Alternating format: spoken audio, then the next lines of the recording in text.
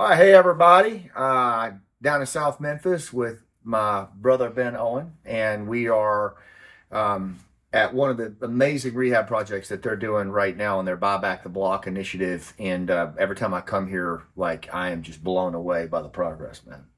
I mean, the last time I was here, it was dramatically more underdeveloped, but now, I mean, it is really shaping up. It's coming along. Yeah, It's coming along quickly. So what we're doing, we're buying active dope houses, shutting them down, and then renovating the properties into safe and sober living for vets, trafficking survivors, any other number of people you can imagine that have been through some shit and need something different. and it's amazing because you've been through it, and Yeah. really all the guys that are working on these houses have been through their version of it too. Yeah, in fact, my wife Jess and I actually went through it in this exact house Amazing. 6 years ago. Yeah, and then you were telling me that, like, as we're filming this right now, it's mid-September 2023, and it was in February of this year. This was just an idea. It was just an idea. We didn't even know if this house was for sale.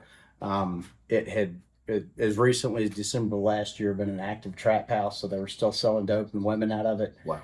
And we just happened to, I guess, get lucky. Yeah, and these guys, Josh and the team, are just doing an amazing job of turning it into something that's going to be, a place for a whole new form of living.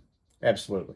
Absolutely. We're getting anchors on these streets and shutting down the criminal activity. Well, and that's something you were telling me too, is that the crime level and what's changed since the activity here has yeah, taken so place. since we started on this house, there's not been one crime reported that I'm aware of on this street, which we're on Melrose Street, South Memphis. This used to be one of the heaviest areas for both narcotics and sex trafficking, car theft, property crime, violent crime. Right. And then we've got another one up the street here on Woodward. Since the day we bought that, there's not been a single shooting reported on that street. There was a shooting the day we bought it at the house we bought. Right.